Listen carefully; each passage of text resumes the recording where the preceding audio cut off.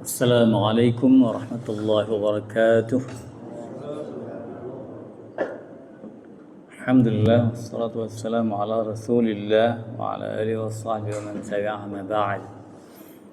Hadirin hadirat dirahmati Allah subhanahu wa ta'ala, malam ini kita pindah surat dan surat yang saya pilih adalah surat Al-Ahzab. Surat Al-Ahzab juz ke-21.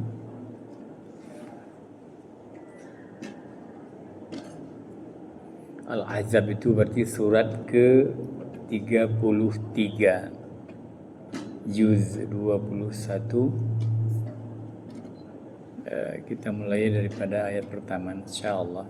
A'udzu billahi minasyaitonir rajim. يا أيها النبي اتق الله ولا تطع الكافرين والمنافقين إن الله كان عليما حكيما. Wahai Nabi, ittaqillaha, bertakwalah kamu kepada Allah. Wala tuta'il kafirin, dan janganlah kamu mengikuti keinginan orang kafir, wal munafiqin, dan orang-orang munafik. Innallaha kana aliman hakima, sesungguhnya Allah itu maha alim, maha mengetahui, hakiman, maha bijaksana. Ayat ini memerintahkan Nabi supaya bertakwa kepada Allah. Lihatlah Bapak Ibu sekalian bahwa sekalipun Nabi manusia yang paling agung, yang sudah dibersihkan, disucikan, kemudian dia telah dijamin syurganya, tapi masih ada perintah ittaqillaha, bertakwalah kepada Allah. Untuk apa? Apakah Nabi menyeleweng? Tidak. Sebagai penguatan dan juga berarti pedoman untuk kita. Jangankan manusia, Nabi pun, kalau Nabi masih dianjurkan untuk bertakwa kepada Allah, maka kita sebagai manusia adalah lebih lagi berhak untuk bertakwa kepada Allah. Wala tu'il kafirin, wala tuti' al-kafirin. Jangan kamu ikuti keinginan orang kafir. Karena orang kafir itu keinginannya selalu tidak sesuai dengan ajaran Allah Subhanahu wa taala. Orang-orang kafir itu adalah, apa arti kafir kemarin sudah kita katakan, sekali lagi kita ulang karena sudah biasa kita cepat lupa. Kafir, apa arti kafir? Siapa itu kafir? Kafir. Oh iya, kemarin saya menerjemahkan dengan bahasa Inggris ya. Kafir. Kafir. Buku itu ada covernya, penutup kulit tebal itu disebut dengan cover, yang menutup. Jadi kafir itu adalah orang yang nampak kebenaran tapi dia menutup diri. Menutup diri itulah kafir namanya. Maka seperti biasa pernah kita sebutkan, istilah cover itu seperti pada bed cover, penutup tempat tidur. Di kafir itu sesuai dengan bahasa Inggris cover. Jadi jangan ikut mereka, karena orang yang menutup diri dari kebenaran agama Islam, semua mereka tahu. Sekali lagi, akhir-akhir ini alhamdulillah Allah telah membukakan mata hati orang-orang kafir dengan teknologi yang mereka buat sendiri. Baik, jangan taat kepada orang kafir. Wal munafiqin, apalagi munafik. Munafik ialah di zaman Nabi, munafik itu orang yang bermuka dua. Wa idza laqul ladzina amanu qalu amanna. Ketika mereka bertemu dengan orang beriman, apa kata orang munafik? Qalu amanna, kami beriman kayak anda-anda ini. wa idza khalau ila syayatinihim, apabila mereka bergabung dengan sesama setan, sesama setan, syayatinihim, sesama setan, sesama orang munafik. Orang munafik itu disebutkan seperti setan. Qalu inna ma'akum, mereka mengatakan, wahai teman-teman yang munafik, kita inna ma'akum, saya ini bahagian daripada kita sama-sama. Inna ma'akum, kita sama-sama. Ketemu dengan orang beriman, kami orang beriman. Ketemu dengan orang yang tidak beriman, inna ma'akum. Innama nahnu mustahzi'un. Di saat kami ketemu dengan orang-orang Islam tadi hanya untuk olok-olok saja, untuk diperolok-olokkan saja supaya orang mukmin terkecoh. Jadi jangan taat kafir dan munafik. Kapan ayat ini berlaku? Sampai sekarang. Sampai sekarang kita tidak dibenarkan untuk taat kepada kafir dan munafik. Kafir dan munafik itu orangnya dan idenya. Boleh jadi kafir munafik itu adalah orangnya, boleh jadi bukan orang. Kalau orang Islam, tapi idenya kafir, idenya munafik. Di mana? Di negeri orang banyak. Di negeri kita sendiri saya tidak tahu berapa banyak. Innallaha kana aliman hakima. Allah itu maha mengetahui. Artinya bahwasanya apa yang dilakukan seorang hamba, dan kita sudah faham, Allah maha mengetahui, tak tersembunyi apapun di sisi Allah Subhanahu wa taala. Hakiman, bijaksana. Manusia, kebanyakan manusia tidak bijaksana. Bijaksana itu adalah menempatkan sesuatu pada tempatnya. Itu yang bijaksana. Bijaksana saat menghadap. Kalau sikap misalnya, sikap bijaksana manusia bagaimana? Ini dia apa bukan Allah. Kalau kita bijaksana, ngomong dengan orang pintar beda, dengan anak kecil beda, dengan orang tua beda. Orang sudah marah, kita tidak perlu ikut-ikut marah. Orang bijaksana. Orang dendam, kita tidak perlu. Itu bijaksana. Orang bijak namanya. Tapi kalau di negeri ini biasanya orang bijak taat pajak. Ya, orang bijak. Ada semboyan Indonesia, orang bijak taat pajak, selalu bayar pajak. Baik. Innallaha kana aliman hakima. Baik, kita teruskan ayat berikutnya. Wattabi' ma yuha ilaika min rabbik. Wahai Nabi, ittabi', ikuti. Ma yuha ilaika min rabbika, apa yang diwahyukan kepadamu dari Tuhanmu. Ikut apa yang diwahyukan. Jangan ikut yang dikatakan oleh orang kafir atau orang munafik. Itu kepada Nabi. Kepada kita sama.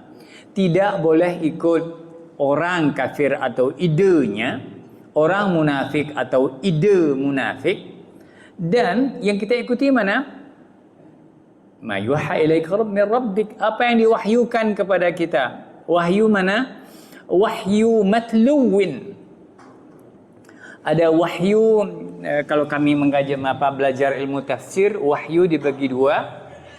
Ada wahyun matluwun. Wahyu. Ada matlu.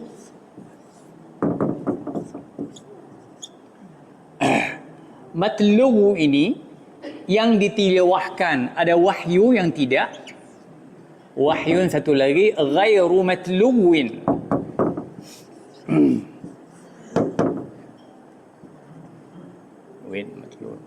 Wahyu yang tidak ditilawahkan. Kalau kita baca Al-Quran, langsung bisa ditilawahkan. Tilawah bagaimana? Ya baca kayak baca Al-Quran maksudnya. Baca Al-Quran kan baca tilawah. Membaca dengan Bismillahirrahmanirrahim, Alhamdulillah, dengan irama dan sebagainya. Ada satu hadis. Hadis tidak dibaca dengan tilawah. Hadis seperti kita membaca kitab. Enggak boleh dibaca hadis misalnya qala Rasulullah. Tilawah enggak ada demikian. Ghairu matluin, tidak ditilawahkan.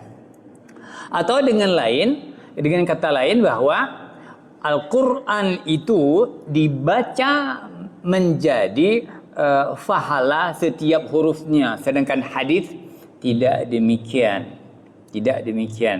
Jadi hadis itu hanya dibaca oleh orang yang mengerti, insyaallah akan bermanfaat. Tapi Al-Quran dibaca oleh orang yang tidak mengerti pun, orang awam, orang yang rendah pengetahuannya, dia tetap bermanfaat. Kenapa? Karena setiap hurufnya dia mendapatkan pahala. Min rabbika innallaha kana bima ta'maluna khabira. Sesungguhnya Allah Maha mengetahui apa yang kamu kerjakan. Kita sudah pahami apa yang kita kerjakan, malah sebelum kita kerjakan Allah sudah mengetahui. Ini berpengaruh sedikit kepada hukum fikih. Ada yang mengatakan begini, misalnya membayar zakat fitrah, karena saya sering membayar zakat fitrah, tidak menyerahkannya dengan ijab dan kabul. Saya di Menasa itu saya bawa zakat fitrah, taruh, Pak Tengku ini fitrah saya, sudah selesai. Ada orang mengatakan, Ustaz Muhtar itu gimana? Itu enggak sah fitrahnya, karena tidak ijab dan kabul. Apa arti ijab, apa arti kabul? Serah dan terima. Cuman kalau lunjuk pun nyepat fitrah tengku nak talun, nyempunan ni serah, ganggu pun terima, ya sudah. Habis sudah. Apa hubungan dengan ayat ini? Allah mengetahui apa yang kamu lakukan, yang saya lakukan, yang Bapak lakukan sudah diketahui oleh Allah. Jangan nanti ada perasaan orang yang menyehana tersebut nanti, yang Allah hana itu fitrahnya. Jangan begitu. Allah sudah tahu sebelum kita bayar fitrah. Allah sudah tahu. Karena barang itu kita serahkan atas nama Allah. Kayak korban juga demikian. InsyaAllah nanti akan korban. Sekalipun tidak dibacakan nama orang pada saat berkorban, tidak akan kehilangan catatan di malaikat. Bentuk, jahnya tu pa korban tanya oleh malaikat. Kan nampak kapal anak sebelum. Kagak ada catatan, Masya Allah.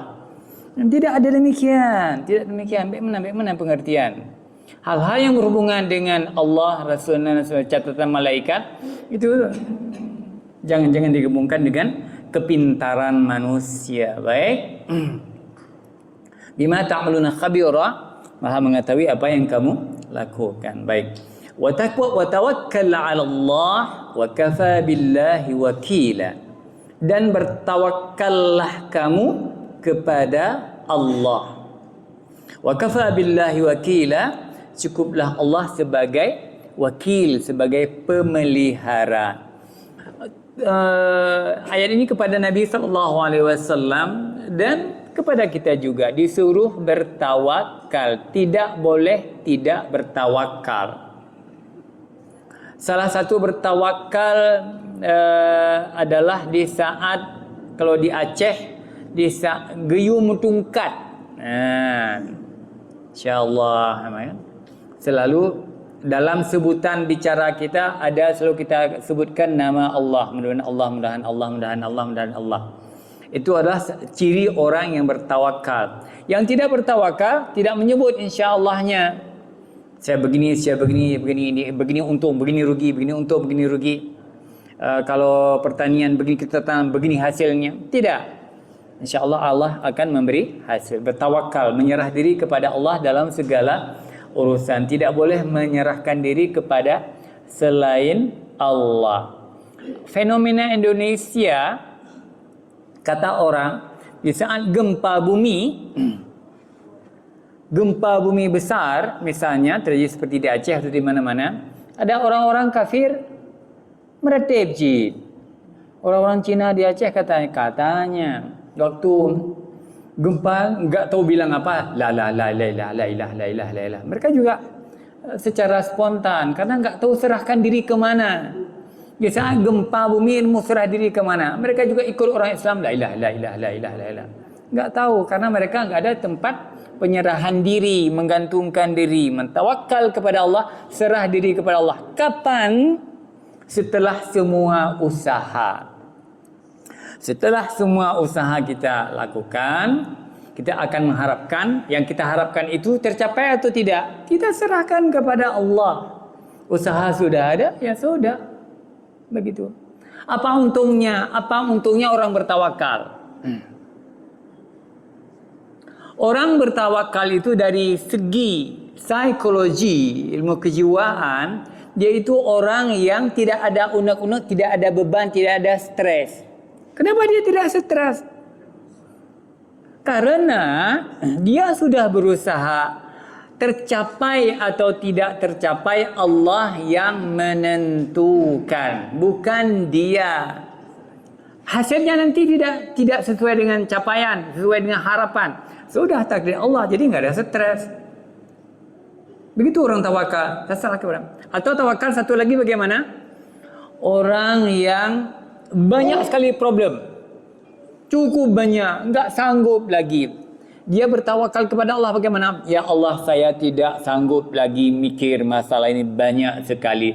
Saya bertawakal kepadamu, berserah diri kepadamu. Dengan kata lain, tolong Allah, biar Allah yang menyelesaikan persoalan saya. Tidak mampu lagi. Fresh, enggak ada masalah lagi. Tapi bagi orang yang tidak bertawakal kepada Allah, bagaimana? Gekabom, masa gekunyah, waktu tidur dikunyah masalah itu, dikunyah, terus semakin pahit, semakin tidak bisa tidur, semakin stres. Stres. Orang tawakal tidak pernah stres. Tanya kepada orang tawakal, ada stres? Tidak. Kenapa? Persoalan saya sedikit saya kunyah sendiri, selebihnya saya serahkan kepada Allah bagaimana jadinya. Baik. Terus ma ja'alallahu lirajulin min qalbayni fi jawfih. Allah tidak menjadikan lirajulin bagi seseorang qalbaini dua hati fi jawfihi dalam rongga dadanya. Seseorang itu dalam dadanya itu rongga dada tidak ada dua hati, yang ada satu hati. Namun sedikit Bapak Ibu semuanya, ini masih simpang siur. Makna hati dalam terjemahan Indonesia, dalam pengertian orang Indonesia atau orang Aceh, atau makna hati dalam terminologi tafsir Quran atau Islam. Apa sebut hati?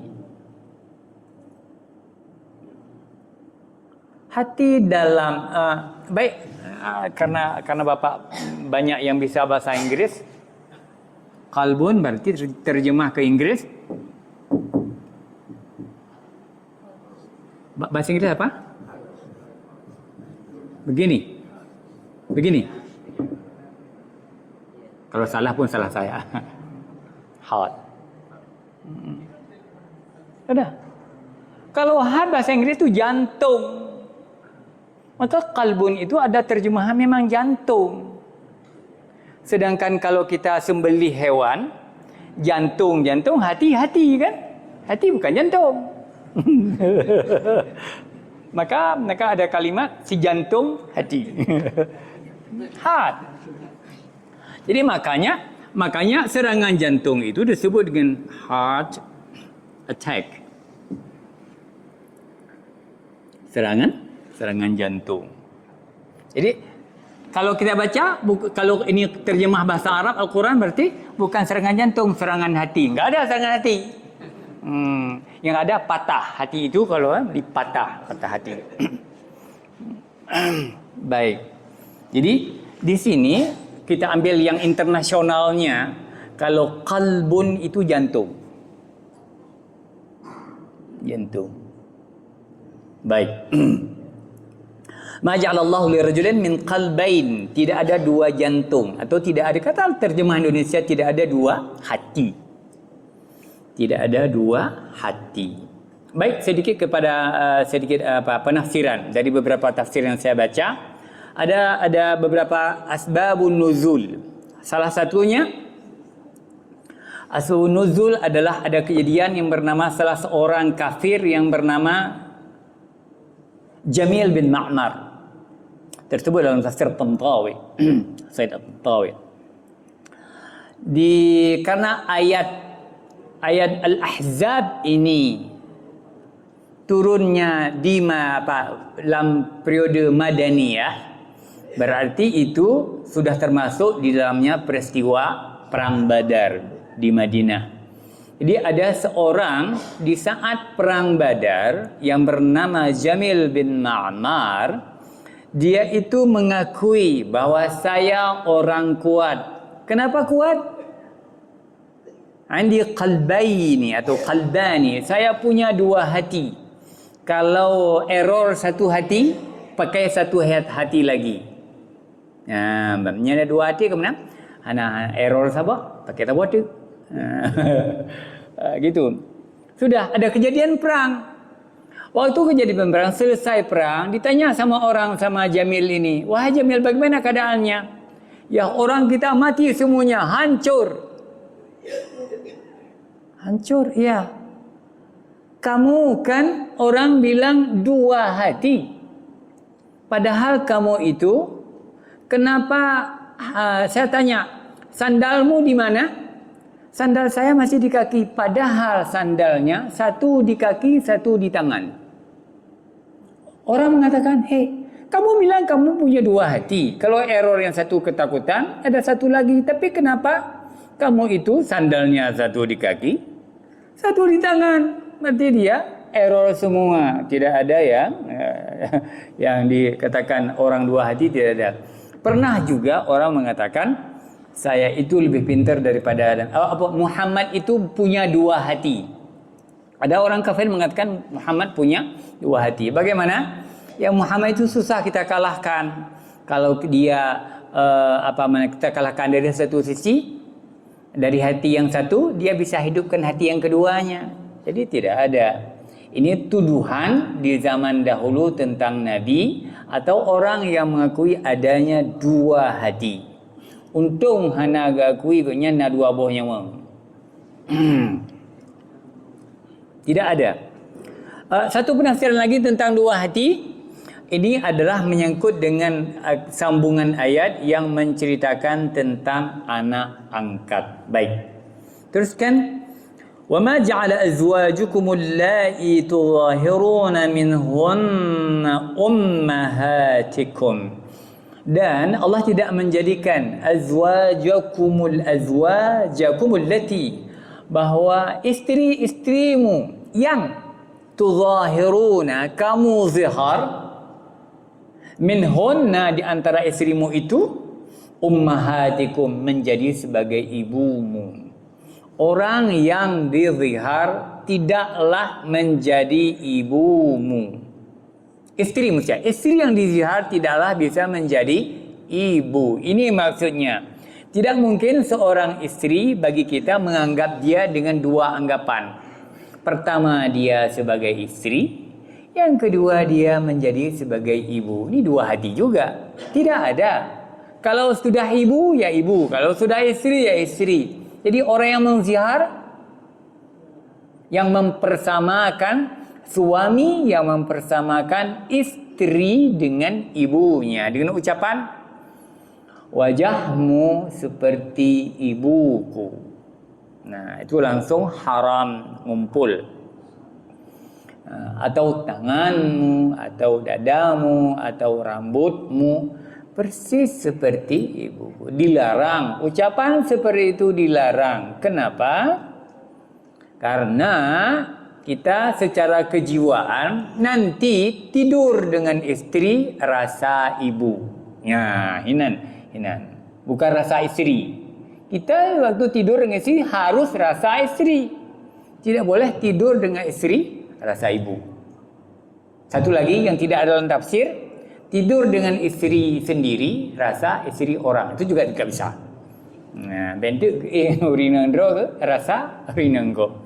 Dilarang juga. Jadi Islam sampai mengawal perasaan orang. Karena Allah menghukum perasaan. Allah banyak menghukum perasaan, orang tidak tahu. Dendam sebuah perasaan, Allah menghukum itu. Dengki sebuah perasaan, Allah menghukum. Menghukum dengan dosa. Ria sebuah perasaan saja, enggak nampak, tapi dihukum dalam Islam. Seperti perasaan kasih sayang, Allah menilai. Perasaan kasih sayang itu Allah beri poin nilainya. Saya sangat sayang kepada manusia, atau sangat kejam. Seperti kita dengan saudara kita di Palestina, walaupun kita tidak mengirimkan apa-apa, mungkin karena ketidakberadaan, kita tapi sayang kepada mereka. Jangan seperti orang yang mengirimkan bantuan tapi dia tidak menyayangi orang Palestina. Wallahu a'lam bishawab. Baik. Terus jadi istri-istri yang dizihar itu tidaklah menjadi ibu. Istri tetap istri, ibu, malah dihukum dosa besar. Wa ma ja'ala ad'iyaakum abnaakum. Dan Allah tidak menjadikan ad'iyaakum, anak panggil, anak pungut, anak angkat, abnaakum sebagai anakmu. Ini kasus awal Islam, mungkin ada juga kasus sampai zaman sekarang. Anak angkat itu tidak boleh dijadikan sebagai anak sendiri, walaupun panggilan. Kadang-kadang kita panggilan Abdullah. Anak siapa? Anak Mukhtar. Enggak bisa. Karena di awal Islam kan pernah Zaid bin Harithah sebagai maula Rasulullah sallallahu alaihi wasallam, orang memanggil Zaid bin Muhammad. Dikritik oleh Al-Quran, ini ayatnya mengkritik. Enggak boleh seseorang itu dipanggil dengan bin si fulan, enggak boleh. Dan di kantor KUA pernah kejadian sekali. Berhubung ibunya sudah meninggal, ditaruh nama ibu tirinya. Enggak bisa, Masya Allah. Saya cukup marah pada waktu itu, kemudian dalam keluarga kita. Nama siapa? Dapat waktu dipanggil waktu nikah, nama siapa? Ibunya. Kok ibu tiri? Ibu sendiri mana? Masya Allah. Tidak boleh. Jadi di sini Allah mengatakan, wa ma ja'ala ad'iyaakum, dan tidaklah menjadikan anak-anak angkatmu sebagai anak kandungmu, sih tidak bisa. Anak angkat tetap anak angkat, dan jangan dengan sebutan bahwa ini adalah anak saya, tidak boleh. Kemudian apalagi di sekolah ada catatan. Bahkan di Indonesia ada kejadian kalau perempuan-perempuan ternama itu disebutkan setelah namanya nama suaminya. Ya kan? Ya. Ibu Ani misalnya. Ani apa?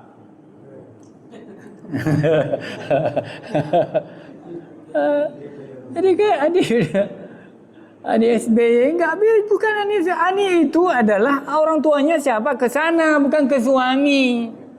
Jangan, itu keliru, tidak boleh itu. Walaupun hanya sebagai panggilan, tidak bisa. Hukum demikian. Tidak boleh.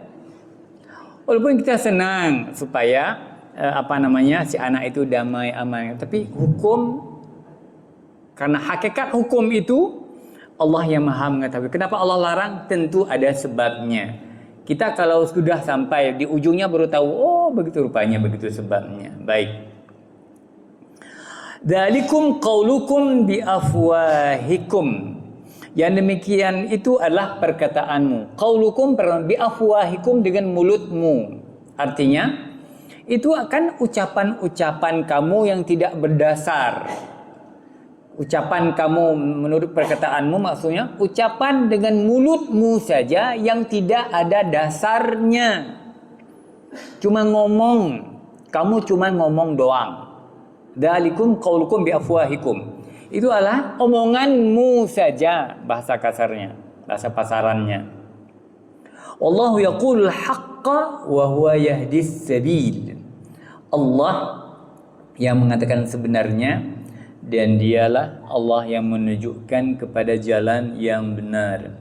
Jadi kita ulang ke belakang bahwa anak angkat itu tidak boleh dipanggil di sekolah, di panggilan sehari-hari dengan panggilan ayah angkatnya atau ibu angkatnya, dilarang atas alasan apapun, haram hukumnya. Kemudian kalaupun ini bahasa yang sangat menyindir, qaulukum bi afwahikum itu hanya omonganmu saja, padahal bukan. Apa sebabnya? Karena Islam itu salah satu tujuan syariat memelihara keturunan.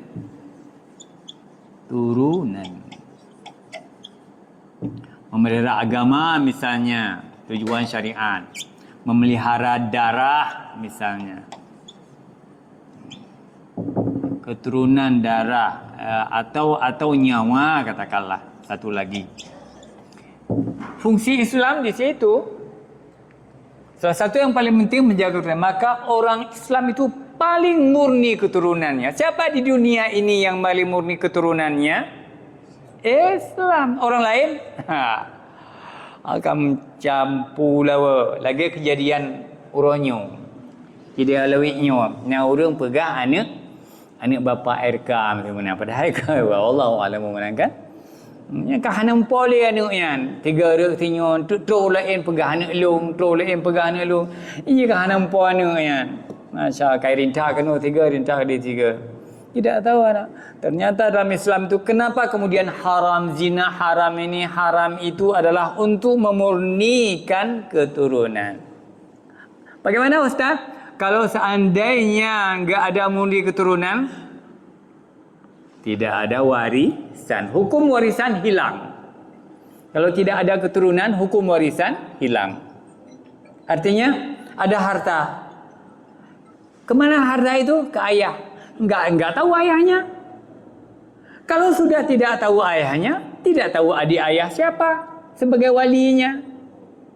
Masya Allah. Jadi hilang. Hukum waris hilang apabila keturunan tidak jelas. Yang jelas ibu saja. Padahal orang Islam itu garis laki-laki, garis ayahnya menjadi walinya dan sebagainya. Kalau hilang keturunan ya sudah, hilang hukum waris. Fikih harus dihapus bab warisan. Makanya dijaga benar dari sejak khalwat sampai zina, maka dihukum dengan sangat berat karena akan merusak keturunan. Dan negeri kita ini pun sedang krisis keturunan. Ada yang mengatakan keturunan Nabi, katanya kemudian bukan keturunan Nabi. Masya Allah. Padahal sedikit tentang ini, tentang keturunan Nabi. Kalaupun kita keturunan Nabi, tidak usah ngomong ke orang. Karena tidak ada jaminan surga bagi keturunan Nabi. Sama, keturunan Nabi atau bukan keturunan Nabi, di hadapan Allah sama saja. Jangan bilang nanti kalau keturunan Nabi enak, bagaimana? Nanti kan waktu hari kiamat, syafaat bisa langsung. Tidak ada, enggak ada. Keturunan enggak ada. Kalau begitu kita juga bisa ngomong. Saya juga keturunan Nabi Adam cuman kan? Tidak. Baik. Wallahu yaqul haqqa wa huwa yahdis sabila. Allah yang memberi petunjuk jalan. Sebelum saya lanjutkan ayat berikutnya, mungkin jarang saya berikan kesempatan Bapak untuk bertanya. Silakan. Assalamualaikum warahmatullahi wabarakatuh. Untuk status anak angkat tadi kan secara warisan dia tidak bisa dapat waris. Ya. Tapi dia bisa dapat wasiat. Kalau dapat wasiat berapa persen harta itu yang bisa diwasiatkan ke dia? Iya, bagus pertanyaannya. Anak angkat tidak ada waris, maka dia benar mendapatkan wasiat. dalam hukum wasiat itu tidak melebihi thuluth, sepertiga. Apalagi dia itu ada harta. Makanya sebagusnya si anak angkat ini adalah mendapatkan hibah.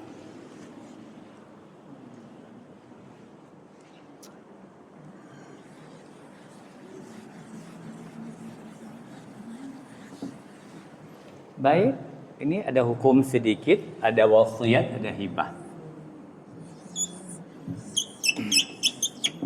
Ada wasiat dan ada hibah.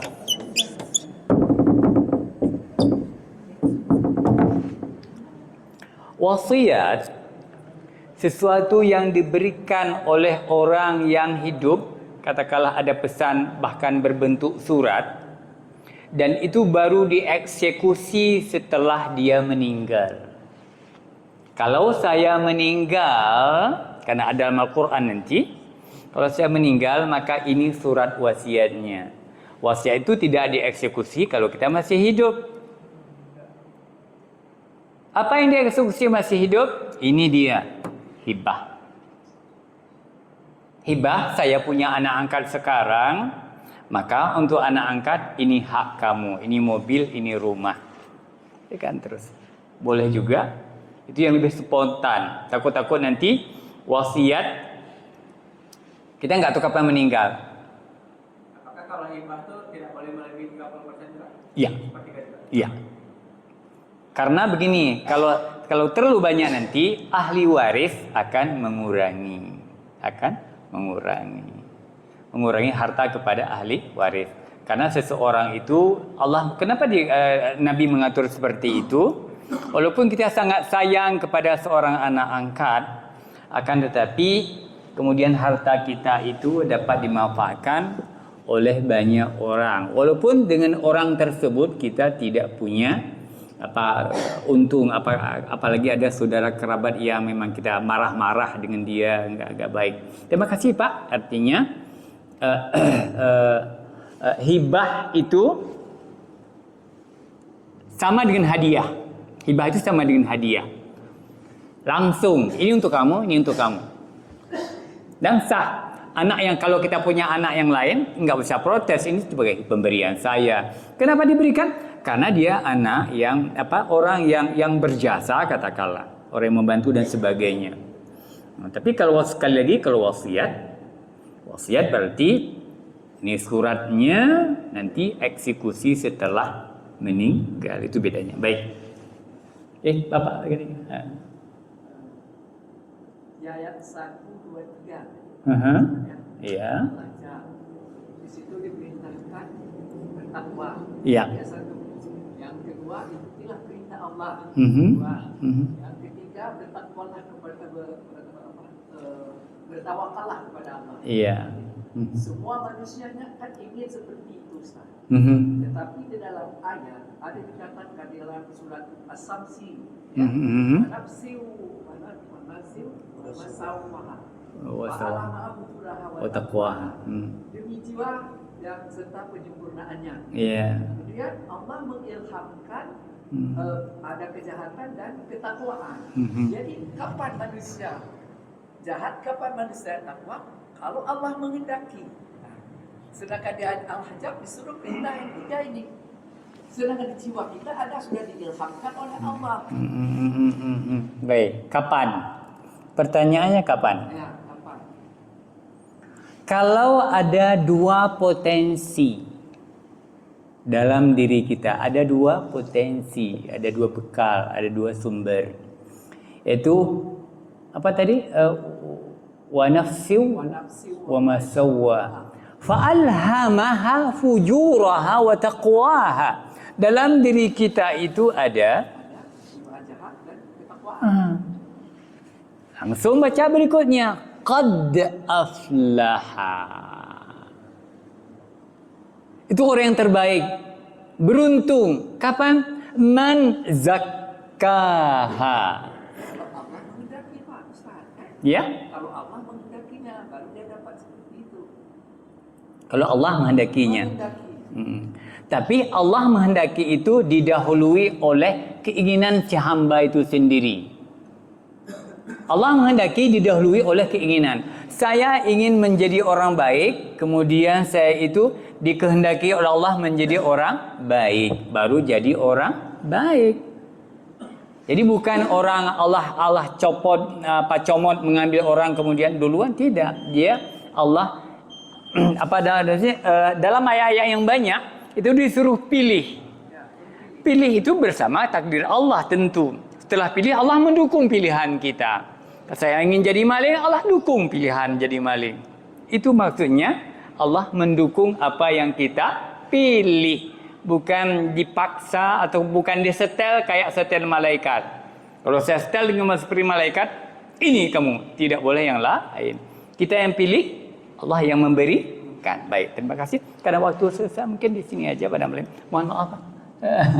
Maaf. Demikian saja karena waktu singkat. Subhanakallah wa bihamdika asyhadu an la ilaha illa anta astaghfiruka wa atubu ilaik. Assalamualaikum warahmatullahi wabarakatuh.